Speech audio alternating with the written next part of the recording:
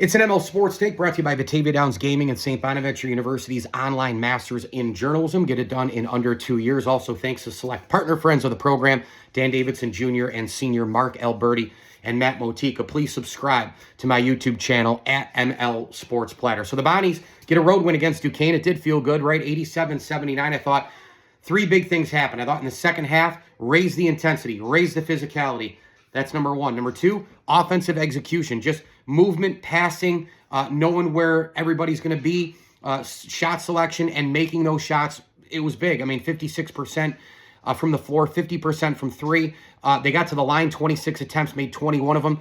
I thought those were two big things. And then the third one was obviously the Bowen-Simmons combo of getting 50 points right together. They each played 40 minutes, and Charles logged a lot of minutes too at 35. He just didn't score a lot, but he was great on the boards. He was terrific defensively. And I got to tell you, I think this team should be going to the rim more. I think Bowen and Simmons and Charles, they have that great basketball IQ. They've got quickness. They've got dribble drive. I think they can get past a lot of these teams. Unfortunately, look, Duquesne's not that good, but Ohio, St. Joe's, LaSalle, Fordham, I mean, come on. When I look at the Bonnies right now, I don't think they're that great of a team. I don't think that they're that awful. And the A-10 is just, it is what it is. But wouldn't we feel a lot better, clearly from a production standpoint, because they would have won, they would have closed games, the defense clearly would have been better had they beaten inferior teams. 4 more wins, you're 17-4 right now instead of this record. Plus, you look at the A-10 record, and it looks a lot different too. With 3 more wins in there, you're 5-3, or 5-3 instead of 2-6. So, man, I tell you what, right now, this season, the story for me is just not beating teams that you should beat. Now, we want all our teams to win on the big stage and beat the best and blah, blah, blah. But the other half of that is, watching teams like the New England Patriots during the dynasty going 6-0 against the division and beating inferior opponents and getting half of the wins you have, and then that equals home field advantage as well. Now, once you get into the postseason, you're playing good, great, elite teams no matter what. You get into A-10 tournament play, you got to make runs no matter what. If they had a better record, it wouldn't be at-large worthy, clearly, but automatic bid, you can still go and win the A-10 tournament. I don't know what this is right now. I think it's a piece to a truck. That's what we're kind of doing right now. We got Liam rolling today. But, look, I think when you get Bowen and you get Simmons, you get Charles rolling.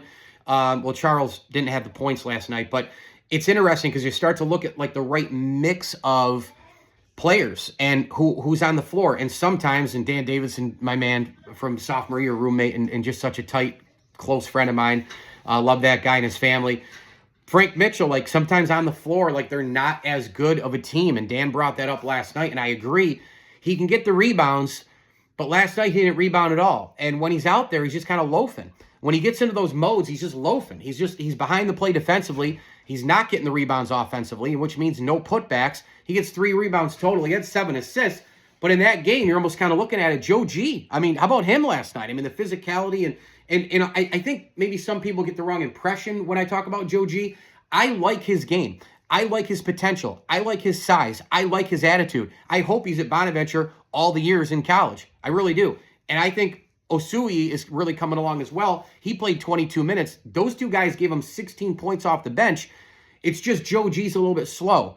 And his basketball acumen and IQ, they're not there yet. They shouldn't be there yet. He started super, super late. I like his game. It's just in certain contests, he's behind the defense. Like, it's just blow by city. When you get a 6'8" guy who's long and lean, who can create his own shot, they're going to blow by Joe G. Like, that's a tough matchup for him. And then offensively, he can't really create his own shot. Like, you got to really scheme and diagram some things for him. But when he sets, when he pops and shoots, he can be effective from outside. He can lengthen the offense, and he can stretch the offense and make the defense kind of be on their tippy toes too. So I like his game. I think he can develop.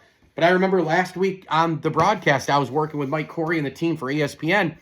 It was mentioned like, well, these guys are the future of Bonaventure. Well, we don't know that yet, do we? I mean, in the NL portal world, getting black bags all over the place. But if Osasui and Grohovic stick around, yeah, they could be big, big, big core players.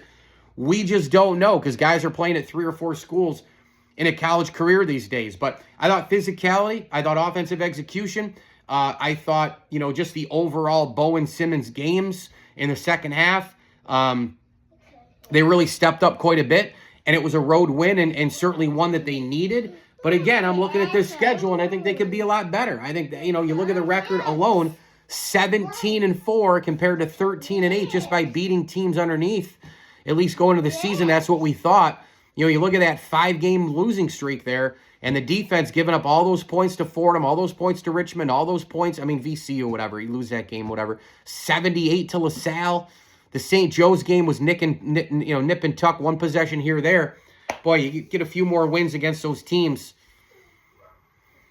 That record looking a lot different here as we go down the stretch. Now you've got a tough game against Mason coming up at Dayton. Back-to-back brutal games at Fordham. Need some revenge there. Duquesne St. Joe's at home, at Richmond, Rhode Island at home, at Mason. Yikes, at Washington. George Washington, then Davidson at home. So I don't know what's going to come about this team. I don't know if they can get the 20 wins. I'm not really sure. I don't know if 20 is a standard or not. I know there's a lot of Bonnet people out there, fans, alum, who love to say, 20 wins again. 20. I'd love to see them just kind of what we say every year. We're getting into February. I want to see this team playing their best basketball. Maybe their best basketball already happened when they were 10-1, and the only loss was against Carolina where they were down by 2 at the half. I don't know. But maybe they can kind of get that extra gear around that Richmond game on the road, Rhode Island at home, 5-6 games left going into, March basketball. I don't know. But for one night, winning at Duquesne, needing it, physicality, rebounding, picking it up a little bit, intensity. Joe G, a big part of that, gave him a big spark. Osasui, big part of that spark, both ends. And then, the Bowen and Buddy show. Interestingly, though, you look at that lineup sometimes and, maybe you do want to look at it and go, well, maybe you want to take early in the game, Igbunaway and Mitchell not kind of rocking and rolling. Maybe the mix is in certain games. Again, every game is about that day. That day, who you're playing, scheme, fit, opponent, who's healthy, who's rolling. It's about today, then you move on to the next day. But Grahovic, Osasui, Charles, Simmons, Bowen, maybe that is more of a 5 moving forward against certain teams' dynamics and defenses that play you. Stay tuned. Bonnie's up next. Home for Mason on Saturday. Mike Lindsley here.